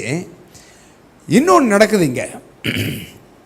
இன்றைக்கு இது மாத்திரம் பார்க்கலாம், நிறைய இருக்குது. ஆபிரகாம் பற்றி பார்க்க போனால் நிறைய இருக்குது, எப்படியெல்லாம் ஆசீர்வாதத்தை பெற்றிருக்கிறார் என்று. ஆனால் ஒரே ஒரு காரியத்தை மாத்திரம் நம்ம பார்க்கலாம். இவர் என்ன செய்கிறார், ஒரு பஞ்சம் உண்டாகிறது. பஞ்சம் உண்டான உடனே என்ன, கொஞ்சம் கொடியதாக இருக்கிறதா பாருங்கள். 10ஆம் வசனத்தை பாருங்கள். 12ஆம் அதிகாரம் 10ஆம் வசனம் 9-10 பாருங்கள். அதன் பின் ஆபிரகாம் புறப்பட்டு தெற்கே பிரயாணம் பண்ணி கொண்டு போனான். அத்தேசத்திலே பஞ்சம் உண்டாயிற்று. தேசத்திலே பஞ்சம் கொடியதாக இருந்தபடியால் ஆபிரகாம் எகிப்து தேசத்திலே தங்கும்படி அவ்விடத்திற்கு போனான். And Abram journeyed, going on still toward the south. And there was a famine in the land. And Abram went down into Egypt to sojourn there, for the famine was grievous in the land. பாருங்க, Abraham ஒரு இடத்துல போகிறார். அந்த இடத்துல பஞ்சம். கர்த்தர் தான் அடைத்தார், கர்த்தர் தான் நடத்தி செல்கிறார். அவருக்கு உண்டான ஆசீர்வாதங்கள்லாம் நிறைய இருக்குது. ஆனால் ஒரு பஞ்சம் வருது. சத்துரு எப்பவுமே தன்னுடைய பிள்ளைகளை அவனை பற்றி அவங்க பிள்ளைகளை பற்றி கவலையே இல்லை பாருங்கள். எப்பவுமே கர்த்தருடைய பிள்ளைகளுக்கு தான் சத்துரு அங்கே ஏதாவது ஒன்றை செய்கிறான். ஏனென்றால் அவர்கள் மற்றவர்களுக்கு ஆசீர்வாதமாக இருப்பார்கள். அந்த ஆசீர்வாதத்தை கெடுப்பவன் சத்துரு. ஏனென்றால் அவன் பேர் திருடன். அதான் வேதம் சொல்லுது பாருங்கள், திருடன் திருடவும் கொல்லவும் அழிக்கவும் வருகிறானே அன்றி வேறொன்றுக்கும் வரான். சத்துருவை பற்றி பேசுகிறார் ஆண்டவர், சாத்தானை குறித்து பேசுகிறார். ஆனால் நானோ அவர்களுக்கு ஜீவன் உண்டாயிருக்கும், அந்த ஜீவன் பரிபூர்ணப்படமும் வந்தேன் என்று சொல்கிறார். ஆண்டவர் எப்பவுமே ஜீவனை கொடுக்கிறவர், அவர் ஜீவனின் அதிபதி, ஜீவன் பரிபூர்ணப்பட வந்தேன் சொல்லுகிறார். அப்போ சத்துரு ஏதாவது ஒரு காரியத்தை செய்கிறான் தன்னுடைய பிள்ளைகளுக்கு, கர்த்தருடைய பிள்ளைகளுக்கு விரோதமாய். ஏனென்றால் அவனுடைய எண்ணமே அப்படி தான். அவன் விரோதமாக எதனா செய்யணுன்னு தான் அவனுக்கு ஆசை. அவன் சத்துரு இல்லையா, ட்ரெஸ் பாஸ் பண்ணி தான் வருவான். ஏதாவது ஒன்று இருக்கும், உங்களுக்கு தான் ஒரு பிரச்சனை வந்துடும், அதுக்குன்னு பயப்படக்கூடாது. ஆண்டவர் உங்களோடு இருக்கிறார். அவர் கோலும் தடியும் உங்களை தேற்றும். உங்கள் சத்துருக்களுக்கு முன்பாக உங்களுக்கு ஒரு பந்தியை ஆயத்தப்படுத்தி பண்ணுவார். உங்கள் பாத்திரங்களை நிரம்பி வழிய செய்வார், எண்ணெயால் அபிஷேகம் பண்ணுவார். அப்போ அந்த அபிஷேகம் உதவும். ஆண்டவர் உங்களுக்காக வழக்காடுவார், குறுக்கிடுவார், உங்களுக்காக பேசுவார், உங்களுக்காக எல்லாவற்றையும் செய்து முடிப்பார். ஆபிரகாமுக்கு பஞ்சம் வந்த உடனே எகிப்தை நோக்கி போகிறார். ஆண்டவரத்தில் கேட்டார் என்னன்னு தெரியல. ஆனால் பாருங்கள், ஆண்டவர் கைவிடுவர்கள் அல்ல. தன்னுடைய பிள்ளைகள் ஒருவேளை தவறான ஒரு காரியத்தை எடுத்து தீர்மானத்தை எடுத்து போகும்பொழுது கூட அவர் நிற்கிறார். ஏனென்றால் வாக்குத்தத்தம் பண்ணினவர் உண்மை உள்ளவர். நீ வழிகளை போயிட்டா அவர் வழி விலகி போயிடுவாரா? இல்லவே இல்லை. Is a faithful God. என்ன சொன்னாரோ அது செய்வார். சூரியன் ஒளியை கொடுக்கணும்னா கொடுத்துதான் ஆக வேண்டும். அது எதாவது மாற்றம் பண்ணியிருக்கிறாரா? இல்லவே இல்லையே. அது கொடுத்துன்னு தானே இருக்குது, அதில் மாற்றமே இல்லை. சில நேரங்களில் மேகங்கள் மறைக்கிறது, ஆனாலும் சூரிய ஒளி இருந்து கொண்டு தான் இருக்கிறது. அப்படி தான் ஆண்டவர் பார்வை உங்கள் மேல் இருக்கும் என்றால் தொடர்ந்து இருந்து கொண்டே இருக்கிறது. கஷ்டங்கள் வரும்பொழுது அவைகள் கடந்து போய் விடுகிறது. மலை போன்ற பிரச்சனைகளை அவர் பனி போல் அகற்றி விடுகிறார். இன்றைக்கு கொஞ்சம் திரும்பி பாருங்களேன், எத்தனை கஷ்டங்கள், எத்தனை போராட்டங்களை நாம் சந்தித்திருக்கிறோம், எத்தனை வியாதிகள் நம்மை தாக்கியிருக்கிறது, எத்தனை பற்றாக்குறைகள் வந்திருக்கிறது, எத்தனை விபத்தில் இருந்து ஆண்டவர் காப்பாற்றிருக்கிறார், எத்தனை கண்ணீரான பாதைகளில் நடந்தும் பொழுது அவர் தேற்றி இருக்கிறார். இன்றைக்கு நன்றாக இருக்கிறோமே. ஆண்டவர் அவ்வளவு நல்லவர், தன் பிள்ளைகளை காக்கிறவர். அவர் உறங்குவதும் இல்லை. இஸ்ரவேலை காக்கிறவர் உறங்குவதும் இல்லை, தூங்குவதும் இல்லை. ஆபிரகாம் பாருங்கள், அங்கே போகும்பொழுது ஒரு கஷ்டம் வருது, பஞ்சம் வருது. உடனடியாக எகிப்துக்கு போகிறார். எகிப்துக்கு போகும்பொழுது தான் மனைவியை பார்க்குறார். ஏன் அவ்வளோ நாள் பார்த்துருப்பாரு? அப்போ தான் தெரியுது, எதிராளிகள் இருக்கும் பொழுது தான் நம்முடைய ஆசீர்வாதங்கள் புலப்படுகிறது. அப்போது எகிப்தில் உன்னை மனைவின்னு சொன்னால் என்ன கொண்டுடுவான் சகோதரி என்று சொல்கிறார். ஏனென்றால் நீ பாருங்கள் என்ன செய்கிறானுங்க. 15ஆம் வசனத்தை பாருங்கள். பார்வோனுடைய பிரபுக்களும் அவனை கண்டு அவளை கண்டு, அவனை மன்னிக்கவும், பார்வோனுடைய பிரபுக்களும், வாசிங்க பிரதர். பார்வோனுடைய பிரபுக்களும் அவளை கண்டு பார்வோனுக்கு முன்பாக அவளை புகழ்ந்தார்கள். அப்பொழுது அந்த ஸ்திரீ பார்வோனுடைய அரவணைக்கு கொண்டு போகப்பட்டாள். The princes also of Pharaoh saw her and commended her before Pharaoh, and the woman was taken into Pharaoh's house.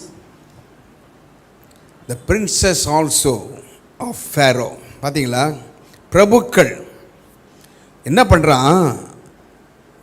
ஆபிரகாமை பற்றி சொல்லலை, ஆபிரகாமின் மனைவியை பற்றி பார்வோனுக்கு சொல்லுகிறான். சத்துரு ஒரு கண்ணியை வைக்கிறான்.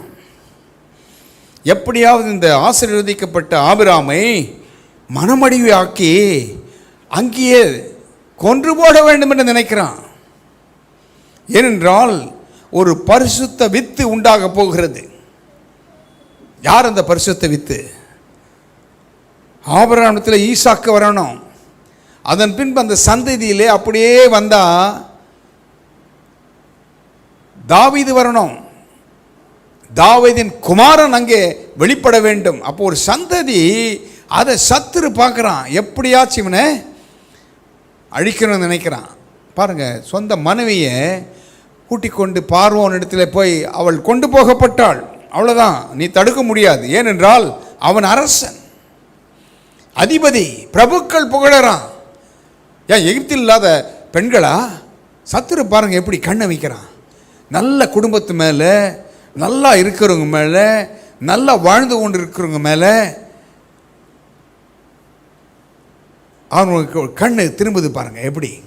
ஆனாலும் பயப்படாதீங்க, ஆண்டவர் உங்களுக்காக வழக்காட வருவார்.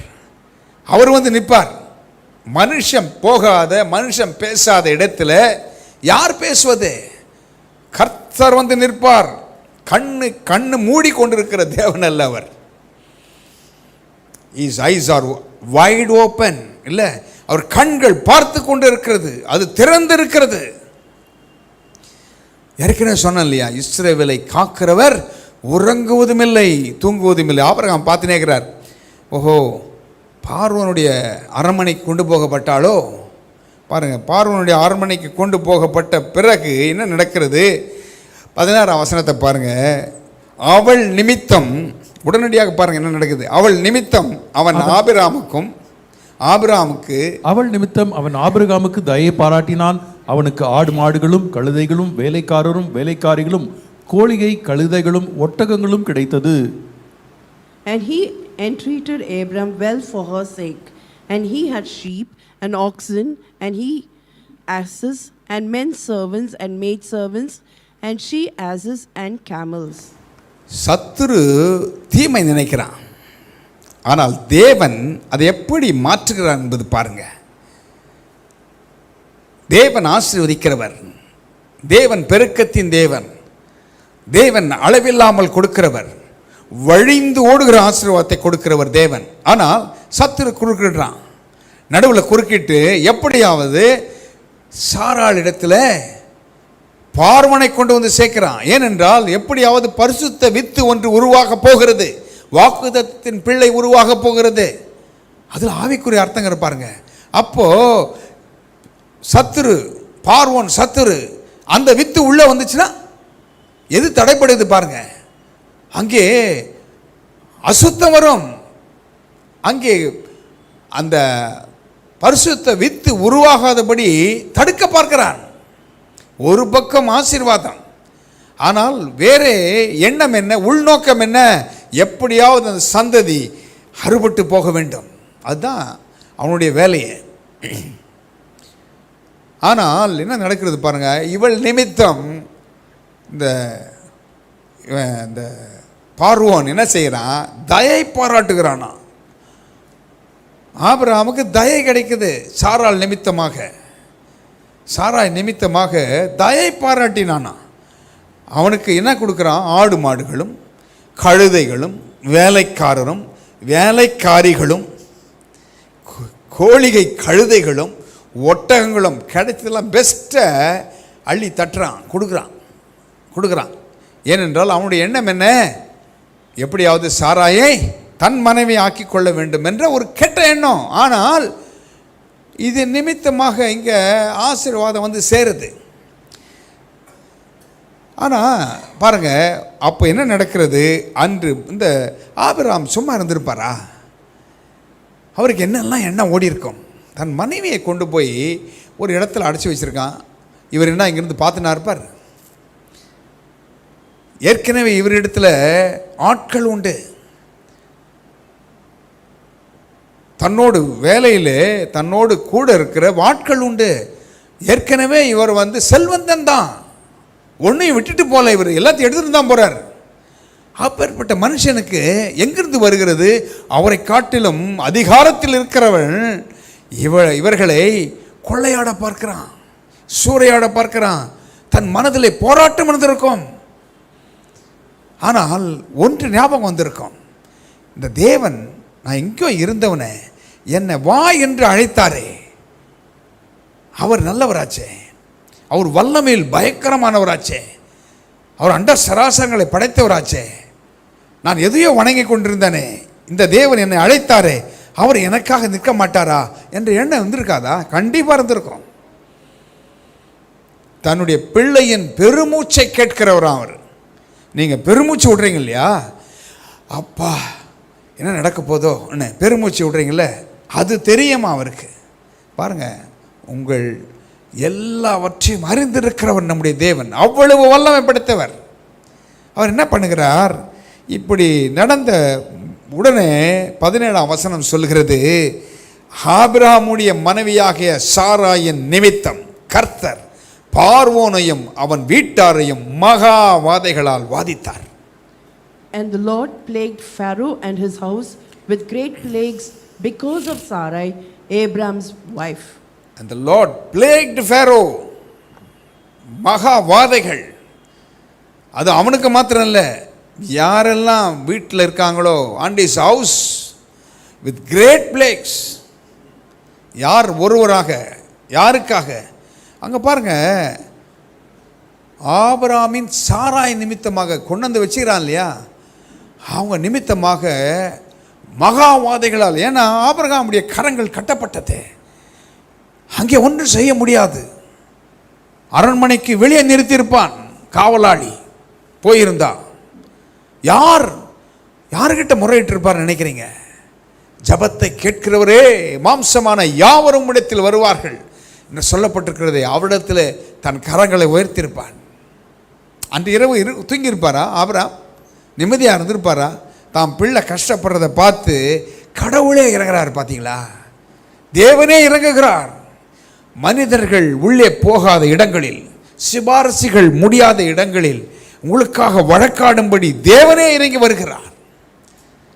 ஆபிரகாமுக்காக கடவுளே வர்றார், தேவனே வருகிறார், மகா வாதைகளால் வாதிக்கிறார். வாதித்த உடனே என்ன நடக்கிறது? என்னப்பா இப்படி சொல்லிட்டே உங்களுடைய சகோதரி என்று. அது உண்மைதான், சகோதரி தான். பைபிள் இப்போ நல்லா படித்து பார்த்தீங்களா தெரியும். ஆனால் கூட பிறந்ததில்லை, கூட பிறந்தவர் இல்லை இல்லையா சாராய்க்கு. அதனால தான் அப்படி சொல்லி தப்பிக்க பார்க்குறார். அப்போது 20ஆம் வசனத்தில் எனக்கு ஒரு ஆச்சரியம். இந்த பார்வோன் எவ்வளோ எல்லாம் கொடுத்தான். ஒருத்தன் கொடுத்துருக்குறான், ஒருத்தன் பொய் சொன்னான்னு தெரியும், அது நிமித்தமாக கஷ்டம் வருது. எல்லாத்தையும் வச்சுட்டு தானே போடான்னு சொல்லியிருக்கணும். நீ என்னென்ன என்கிட்ட இருந்து நான் அனுப்பணுனோ என்னென்ன அனுப்பிச்சான், கேளிக்கை கழுத, ஒட்டகம், வேலைக்காரர்கள், வேலைக்காரிகள், இதெல்லாம் நான் கொடுத்தேன்ல, ஒன்று விடாமல் எல்லாத்தையும் வச்சுட்டு நீ கிளம்புன்னு சொல்லியிருக்கணும். ஆனால் பார்வோன் பாருங்கள், ஆண்டவர் பாருங்கள் என்ன செய்ய வைக்கிறாரு. 20ஆம் வசனத்தை படிக்க கேட்போம். பார்வோன் அவனை குறித்து தன் மனுஷருக்கு கட்டளை கொடுத்தான். அவர்கள் அவனையும் அவன் மனைவியையும் அவனுக்கு உண்டான எல்லாவற்றையும் அனுப்பிவிட்டார்கள். And Pharaoh commanded his men concerning him, and they sent him away and his wife and all that he had. என் கேள்வி, பார்வோன் ஒரு அரசன், கடின இருதயம் உள்ளவன், என்ன செய்திருக்கணும்? உலக பிரகாரமாக பார்த்தா எல்லாவற்றையும் வட்டி முதலெல்லாம் வச்சுட்டு நீ போ. அது மாத்திரம் இல்லை, எனக்கு வியாதி வந்துடுச்சு, எனக்கு பிளேக் வாதைகள் வந்திருக்கிறது, எனக்கு மாத்திரமல்ல என் வீட்டாருக்கும் வந்திருக்கிறதுன்னு சொல்லியிருக்கணுமே. ஆனால் பாருங்க, ஆண்டவர் தலையிடும் பொழுது என்ன நடக்கிறது? எதெல்லாம் இது நிமித்தம் கொடுத்தானோ அவனை குறித்து தன் மனுஷருக்கு கட்டளை கொடுக்குறான். என்ன கொடுக்குறான்? அவர்கள் அவனையும் அவன் மனைவியும், அவர்களுக்கு ஒன்றும் கஷ்டம் கொடுக்கக்கூடாது, அவனுக்கு உண்டான எல்லாவற்றையும் and all that he had, அவனுக்கு எதெல்லாம் போய் சேர்ந்திருக்கிறதோ அது எல்லாவற்றையும் கொடுத்து அனுப்பிடு என்று சொல்கிறான். அதுதான் தேவன் செய்கிறது. மனிதர்கள் செய்யும் பொழுது இதை செய்ய மாட்டாங்க. ஆனால் தேவன் தலையிடும் பொழுது தேவன் அவனுக்காக வழக்காடி பார்வோனிடத்தில் பேசுகிறார். நோ, செய்யாத சொல்லி கற்றுக் கொடுக்கிறார். கீழ்ப்படியாமல் போனதுனால வாதைகள் வந்து அவனை தாக்குகிறது, கண்டுபிடிக்கிறான். பாருங்க, ஒரு தவறு செய்யும் பொழுது தேவன் ஒரு எச்சரிப்பை கொடுக்கும் பொழுது புறஜாதி ஒரு ராஜா அவன் அறிந்து கொள்ளுகிறான், செய்த தப்பு உணர்ந்து அதை என்ன என்று திரித்துக் கொள்ளுகிறான். ஆனால் கிறிஸ்தவர்கள் என்று சொல்லிக்கிற நாம், தேவனை ஏற்றுக்கொண்டவர்கள் என்று சொல்லுகிற நாம், தேவனுடைய வார்த்தையை கேட்கிற நாம், நம்முடைய இருதயம் கடினப்பட்டு போகுது. அந்த கூரானது, அந்த ஷார்ப்னஸ் என்ன பண்ணுது, மழுங்கி போகுது, பிளெண்ட் ஆகிடுது இல்லையா? அப்போது ஆண்டவர் பேசினா கூட ஆட இப்படி தான்ப்பா பேசுவார், அவ்வளோதான் விட்டுடுறோம். அவன் திருத்துறான் பாருங்க. அவன் உடனடியாக என்ன செய்கிறான், அவளுக்கு உள்ளதையும் எல்லாவற்றையும் அவனுக்கு உள்ளதையும் எல்லாவற்றையும் திருப்பி கொடுத்துட்றான். அங்கே ஒரு மாற்றம் ஏற்படுகிறது பாருங்க தேவன் செய்யும் பொழுது. ஆனால் என் ஜனங்கள் தங்கள் பொல்லாத வழிகளை விடாமல் இருக்கிறாங்கன்றார் ஆண்டவர். பாருங்க, ஆண்டவர் இறங்குற அப்போ உடனடியாக எல்லாவற்றையும் கொடுத்து அனுப்பிடுறான். அப்போ தான் அடுத்த வசனம் தான் சொல்லுது, 13ஆம் வசனத்தின் முதல் 1-2 பாருங்க. ஆபிரகாமும் அவன் மனைவியும் அவனுக்கு உண்டான யாவும் அவனுடனே லோத்தும் எகிப்தை விட்டு தென் திசையில் வந்தார்கள். ஆபிரகாம் மிருக ஜீவன்களும் வெள்ளியும் பொன்னுமான ஆஸ்திகளை உடைய சீமானாயிருந்தான். And Abram went up out of Egypt, he and his wife, and all that he had, and Lot with him, into the south. And Abram was very rich in cattle, in silver, and in gold. இந்த ஆபிரகாமுடைய ஆஸ்தி, இந்த பொன்னும் வெள்ளியும் எல்லாம் இருக்குதே, அவருக்கு மாத்திரமா? இல்லைங்க, இல்லவே இல்லை. ஆபிரகாமுடைய ஆஸ்தி எல்லாத்துக்கும் என்னன்னா, தன்னோடு தன்னிடத்தில் அவ்வளவு வேலைக்காரர் இருக்காங்க. தன்னோடு ஒரு யுத்தம் வந்தால் தன்னுடைய வேலைக்காரர்களை ட்ரெயின் பண்ணி வச்சுருக்கார், ஒரு மிலிட்ரி ட்ரைனிங் கொடுத்து வச்சுருக்கார். அவங்கெல்லாம் ஆபிரகாமுக்காக உயிரே கொடுப்பான், அப்படி ட்ரெயின் பண்ணி வச்சுருக்கார்.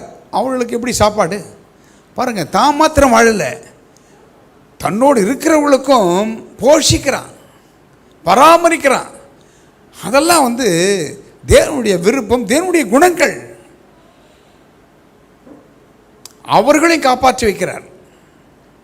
ஒரு யுத்தம் வரும்பொழுது பாருங்கள், நல்ல குணத்தை பாருங்கள், ஆபிரகாமுடைய குணங்களை பாருங்கள், தேவனுடைய குணத்தை வைத்திருக்கிறார். லோத்தை பிடிச்சிட்டு போகும்பொழுது சும்மா விட்டுருக்கான், அமைதியாக இருந்திருக்கலாம். ஒருத்தன் சொல்லும் பொழுது, ஓடி வந்து சொல்லும் பொழுது, இவர் தன்னோடு இருந்தவர்களை கூட்டி கொண்டு போய் அந்த யுத்தத்தை செய்கிறான். பாருங்கள், மற்றவர்களுக்காக கொஞ்சம் உதவி செய்கிறவனாக இருக்கிறான். மாறுது பாருங்கள், ஆண்டவர் எவ்வளவு நல்லவர். ஒரு தவறான முடிவு எடுத்தால் கூட அதில் தலையிட்டு ஆண்டவர் காப்பாற்றுகிறார். அப்போது ஆபிரகாம் மிருக ஜீவன்களும் வெள்ளியும் பொன்னுமான ஆஸ்திகளை உடைய சீமானாக இருந்தான். உங்களையும் என்னையும் ஆண்டவர் இப்படி தான் வைக்க விரும்புகிறார். ஆண்டவரை நம்பி வந்திருக்கிற நமக்கு, அவருடைய அடிச்சுவடுகளை பின்பற்றுகிற நமக்கு, அவருடைய வாக்குத்தத்தங்களை நம்புகிற நமக்கு நிச்சயம் ஆண்டவர் வெள்ளியையும் பொன்னையும் ஆஸ்திகளையும் உடைய சீமான்களாய் உங்களை வைப்பார், உயர்த்தி வைப்பார், உங்களை வைப்பார். இதுவரைக்கும் ஒருவேளை இழந்து போயிருக்கலாம், ஏதோ ஒரு விதத்தில் இழப்புகள் ஏற்பட்டிருக்கலாம். ஆனால் கர்த்தர் வாக்குத்தத்தம் பண்ணினவர் உண்மை உள்ளவர். அவர் நிச்சயம் உங்களை கைவிட மாட்டார். அவரை நம்பி வந்திருக்கிற உங்களுக்கு அவர் அரணும் கோட்டையுமாய் இருப்பார். உங்களை சூழ பாளையம் இறங்குவார், வியாதிகளை அப்புறப்படுத்துவார், உங்களுக்கு பிரச்சனை கொண்டு வந்தவனிடத்தில் பேசுவார். எதை பிடுங்கிக் கொண்டார்களோ, எதை எடுத்துக்கொண்டார்களோ, உங்களுக்கு அருமையானதை, விலையேற பெற்றதை எடுத்துக்கொண்டார்களோ அதை கொடுக்க வைப்பார். இதை மனுஷன் பண்ண முடியாது. மனிதர்கள் உதவி அற்று போகும்போது தேவன் உதவி செய்ய முன் வருகிறார். இந்த தேவன் நல்லவர், அவர் வாழ வைக்கிறவர், அவர் உங்கள் பாத்திரங்களை நிரம்பி வழிய செய்கிறவர். ஆனால் நம்ம நினைக்கிறோம், எப்படி செய்கிறோம்? இந்த பொண்ணு வெளியும் பிசாசு சொல்லி அதை உதாசனம் பண்ணுறோம். நீதிமான் விரும்புகிறது அவனுக்கு கொடுக்கப்படும். நீங்களும் நானும் நீதிமான்கள். தேவனுடைய ரத்தம் நம்மை கழுவிருக்கிறது. நாம் அந்நியரும் பரதேசிகளும் அல்ல. அந்த ஆசீர்வாதத்துக்கு நாம் சுதந்திரவாளிகள். ஏனென்றால் சிலுவையிலே நம்முடைய தகப்பனாகிய இயேசு நம்மை படைத்தவர், நமக்காக ரத்தத்தை சிந்தி நம்மை மீட்டிருக்கிறார், எல்லாவற்றையும் கொடுத்திருக்கிறார். அதை ஒருவராலும் தடுக்க முடியாது, ஒருவராலும் தடுக்க முடியாது. ஒரே ஒரு வசனத்தை பார்த்து நம்ம முடிக்கலாம். ஓசியா 2ஆம் அதிகாரம், ஓசியா சாப்டர் 2 வேர்ஸ் 8 பாருங்க. ஓசியா 2ஆம் அதிகாரம் 8ஆம் வசனத்தை பாருங்க. நான் வாசிக்க கேட்போம். தனக்கு தான் தானியத்தையும் திராட்சரசத்தையும் எண்ணெயையும் கொடுத்தவர் என்றும், தனக்கு தான் வெள்ளியையும் பொன்னையும் பெருக பண்ணினவர் என்றும் அவன் அறியாமற் போனான். அவைகளை அவர்கள் பாகாலுடையதாக்கினார்கள். For she did not know that I gave her corn and wine and oil, and multiplied her silver and gold, which they prepared for Baal. என்ன வசனம் சொல்லுது பாருங்க. அந்த ஓசியா தீர்க்கதரிசி தனக்குன்னா சபையாகிய கிறிஸ்துவின் மணவாட்டிக்கு நான் தானியத்தையும் திராட்சரசத்தையும் எண்ணெயையும் கொடுத்தவர் என்றும், அவர் தான் எல்லாவற்றும் காரணர். அது என்ன பண்ணிச்சான்? சபை தன்னுடைய பிள்ளைகள் தனக்கு நான் வெள்ளியையும் பொன்னையும் பெருக பண்ணினவர் என்றும், என்னாச்சா? அவள் அறியாமற் போனாள். பார்த்தீங்களா? அறியாமல் போயிட்டாங்களாம். பெருக்கத்தை கொடுத்ததே, தானியத்தை கொடுத்ததே நான் தான், திராட்சை ரசத்தை கொடுத்தது நான் தான், எண்ணெய் கொடுத்தது நான் தான். தனக்கு நான் வெள்ளியையும் பொன்னையும் கொடுத்தல்ல, பெருக பண்ணின, அது பெருக்கம் கொடுத்த. அவள் அறியாமற் போனாள். என்ன பண்ணிட்டாங்களா? அறியாமல் போய் என்ன செய்கிறாங்க? அவைகளை அவர்கள் பாகாலுடையதாக்கினார்கள். பாகால் யார்? பேல் வொர்ஷிப் இல்லையா? நீங்கள் வாசித்து பார்த்தீங்கன்னா தெரியும். அநேக காரியங்கள் பாம்பும் அரக்கன் பாகாலும் அரக்க பாம்பும் என்று இந்த அப்பாகிராஃபா பார்த்தீங்களா, தள்ளுபடி ஆகுமோ அதில் இருக்குது. அதை குறித்து என்னெல்லாம் பண்ணுறாங்க, அதை எப்படியெல்லாம் வணங்கினாங்க, எப்படி அவர்கள் தந்திரம் பண்ணாங்க, அந்த அந்த பலியை யார் சாப்பிட்டாங்க, இதெல்லாம் தானியேல் அங்கே போய் அங்கே இதெல்லாம் செய்கிறார், கண்டுபிடிக்கிறார். அந்த ராஜா கண்டுபிடிக்கிறான் கடைசியாக. அப்போது பாகால் அந்நிய காரியங்களுடையதாக்கிட்டாங்க, பிசாசுடையதாக்கிட்டாங்க. பொன்னும் வெள்ளியும் அவருடையது, பூமியும் அதன் நிறைவும் கர்த்தருடையது. கர்த்தர் தன்னுடைய பிள்ளைகளை செழித்திருக்க செய்கிறார். ஒருவேளை தவறான முடிவுகளை எடுத்து எழுந்து போயிருந்தால் ஆண்டவர் தலையிடுகிறார். இந்த வார்த்தையின்படி கர்த்தர் தலையிடுகிறார். உங்களுடையதை உங்களுக்கு கொடுக்க வைப்பார். எதெல்லாம் சத்துரு திருடி வைத்திருக்கிறானோ அந்தகாரத்தில் இருக்கிற பொக்கிஷம். அப்போது அந்தகாரம் சத்துரு பாருங்க பிடிச்சி வச்சிருக்கான். பொக்கிஷம் எங்கே இருக்கிறது? அந்தகாரத்தில் இருக்கிறது. அதை வெளியே எடுக்கணும்னா நீங்கள் எடுக்க முடியாது. கர்த்தருடைய உதவி இருக்கும் பொழுது, கர்த்தருடைய வல்லமை வரும் பொழுது உங்களுக்குரியதை தேவன் எடுத்து கொண்டு வந்து உங்கள் கையில் கொடுப்பார். ஆபிரகாமுக்கு செய்தவர், ஆபிரகாமை காப்பாற்றினவர், ஆபிரகாமுடைய பாத்திரத்தை நிரம்பி வழிய செய்தவர், அவர் எண்ணெயால் தன் தலையை அபிஷேகம் பண்ணினவர், எங்கேயோ இருந்து ஆபிரகாமை அழைத்தவர், அவர் உண்மை உள்ளவர், அவர் கடைசி மட்டும் நடத்துகிறவர். பாகாலுடையதாக்கினார்களாம். அப்படி நாம் அறியாமையால் ஒருவேளை இழந்து போயிருக்கலாம். ஆண்டவர் எதை இழந்தோமோ அதை திருப்பி கொடுப்பார், உங்களுக்கு செய்வார். தன்னுடைய பிள்ளைகளுக்கு செய்யாமல் யாருக்கு செய்வார்? எங்கே மனிதர்களுடைய உதவி அற்று போயிற்றோ அங்கே தேவன் தலையிடுவார், அங்கே அவர் வந்து நிற்பார். அவர் ஆசீர்வாதத்தை வழங்காமல் இரார். கர்த்தர் எவ்வளவு நல்லவர் பாருங்க. அதனால தான் சங்கீதக்காரன் சொல்லுகிறான், என் பாத்திரம் நிரம்பி வழிகிறது. இந்த நிரம்பிய வழிகிற ஆசீர்வாதம் எதற்காக? மற்றவர்களுக்கு உதவி செய்கிறதற்காக, தேவனுடைய ராஜ்யத்தை கட்டுவதற்காக. நீங்களும் உங்கள் பிள்ளைகளும் சுகமாக இருக்கும்படியாக ஆண்டவர் உதவி செய்வார். எழுந்து போனதை திருப்பி கொடுப்பார். சுகத்தை எழுந்திருந்தால் கொடுப்பார். உங்களுடைய நலனை, உங்களுடைய காரியங்கள் எது இருந்தாலும் அதை செய்து முடிப்பார். அதனால தான் சொன்ன முதல்ல ஸ்பிரிச்சுவல் ப்ராஸ்பரிட்டி கொடுப்பார், எமோஷனல் ப்ராஸ்பரிட்டி கொடுப்பார், மென்டல் ப்ராஸ்பரிட்டி கொடுப்பார், ஃபிசிக்கல் ப்ராஸ்பரிட்டி கொடுப்பார், ரிலேஷனல் ப்ராஸ்பரிட்டி கொடுப்பார், ஃபினான்ஷியல் ப்ராஸ்பரிட்டி ஆண்டவர் கொடுப்பார். இவைகளை கொடுத்து நிச்சயம் நம்மளை வழிநடத்துவார். ஒருவேளை நீங்கள் கடந்து செல்கிற பாதையிலே எகிப்தின் அனுபவம் போல, பார்வோனின் அனுபவம் போல ஒருவேளை வித்தியாசமான விதத்தில் உங்களுக்கு இருந்திருக்கலாம். ஆனால் ஆண்டவர் நல்லவர். அதிலே குறுக்கிட்டு உங்களுக்காக நிச்சயம் வழக்காடி உங்களை ஆசீர்வதிப்பார். பொன்னும் வெள்ளியும் உடைய சீமான்களாய் உங்களை மாற்றுவார். அவர் ஆசீர்வாதத்தின் தேவன், பெருக்கத்தின் தேவன், அற்புதத்தின் தேவன். நிச்சயம் செய்வார். நிச்சயம் இந்த வார்த்தைகள் வேலை செய்யும். ஏனென்றால் விதைகள் போட்டால் விதைகள் உருங்குவதில்லை. அதே போல தான் வார்த்தை விதை. அந்த விதைகள் முளைக்கும்.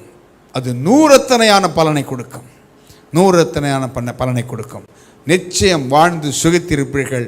ஆசீர்வாதம் பெருகும். நாம் இருக்கிற இடங்களிலே கண்களை மூடி நாம் ஜெபம் பண்ணலாம். ஆண்டவர் நல்லவர். இன்னும் அநேக காரியங்களை அடுத்த வாரங்களிலே நாம் தியானிக்க போகிறோம்.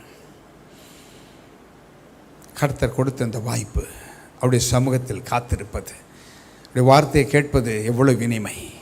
அவர் நல்லவர். அவர் நல்லவர். அவர் வரும்பொழுது சூழ்நிலைகளை மாற்றுகிறார். உங்களுக்காக வழக்காடுகிறார். உங்களுக்காக யாவையும் செய்து முடித்தேன் என்று சொல்லுகிறார். சிலுவையிலே ஆண்டவர் எல்லாவற்றையும் செய்து முடித்தார். உங்கள் கண்ணீர்களை துடைப்பார். அவர் வாக்கு மாறாதவர். வாக்கு பண்ணினவர் மாறிடார். அவர் நிச்சயம் உங்களுக்காக செய்து முடிப்பார்.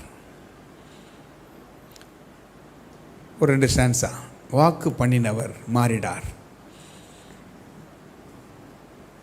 சோர்ந்து போகாதே, நீ சோர்ந்து போகாதே.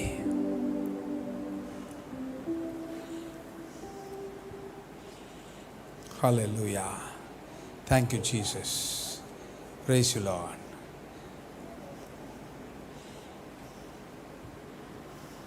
ஆண்டவர் பெரியவர், வாக்குத்தத்தம் பண்ணினவர், அவர் நல்லவர், அவர் மாறவே மாட்டார். காலங்கள் கடந்ததோ, தாமதமானதோ, வாக்கு தத்தங்கள் வாழ்வில் தொலைந்ததோ.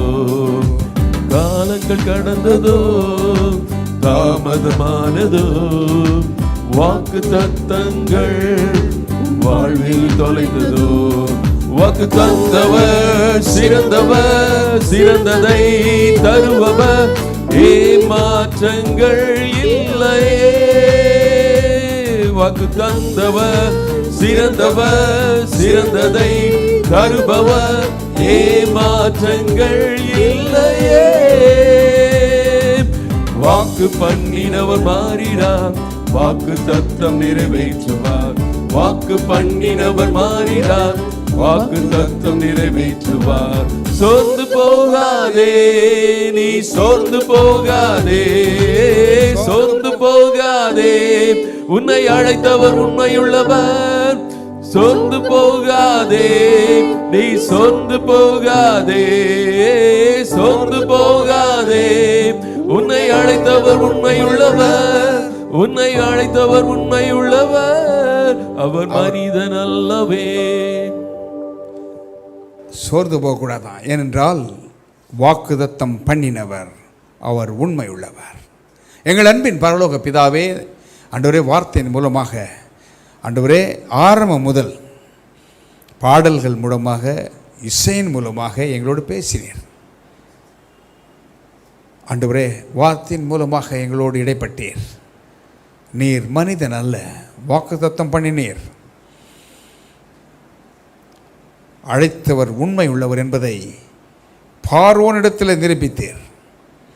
மனிதர்கள் பேசாத இடத்தில் தேவன் இடைப்பட்டீர்.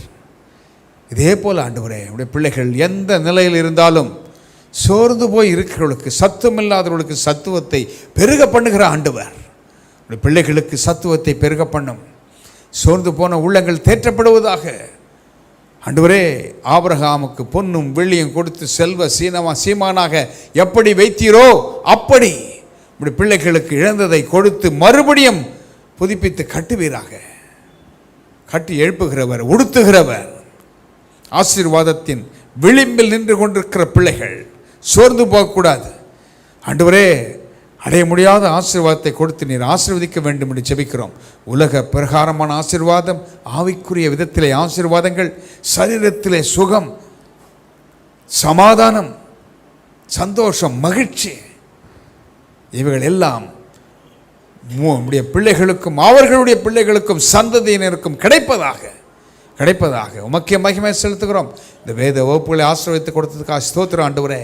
இன்றைக்கு பாடின கர்த்தருடைய பிள்ளை, வாசித்த இப்படி பிள்ளை ஆண்டவரே, வீடியோ ஆடியோவில் உதவி செய்கிற கர்த்தருடைய தாசன், வந்திருக்கிறவர்கள் அத்தனை பேரையும் நீ ஆசீர்வதித்து ஆண்டவரே பெருக செய்ய வேண்டும் என்று ஜெபிக்கிறோம். இந்த வார்த்தை கேட்கிற அத்தனை பேரும் ஒரு பெருக்கத்தை காணட்டும்.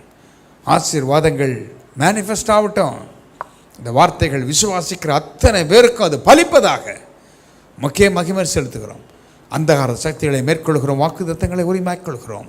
இயேசு கிறிஸ்துவின் விலையேற பெற்ற நாமத்தில் ஜெபிக்கிறோம் நல்ல பிதாவே, ஆமென். என் ஆத்மாவே கர்த்தரை ஸ்தோத்திரி, என் முழு உள்ளமே அவருடைய பரிசுத்த நாமத்தை ஸ்தோத்திரி. என் ஆத்மாவே கர்த்தரை ஸ்தோத்திரி, அவர் செய்த சகல பாரங்களை மறவாதே. கர்த்தர் உங்களை ஆசீர்வதித்து காக்க கடவர். கர்த்தர் தம்முடைய திருமுகத்தை உங்கள் மேல் பிரகாசிக்க பண்ணி உங்களை ஆசீர்வாதத்தை கட்டளையிடுவார். கர்த்தர் தம்முடைய ஆவியினால் நிரப்பி உங்களை செல்வ செழிப்பாக சீமான்களாக வைப்பாராக. ஆமென். கர்த்தாவேருளே பயங்கள் நீக்கிடும், விழிக்கும் மட்டும் தூதரின் நற்காவல்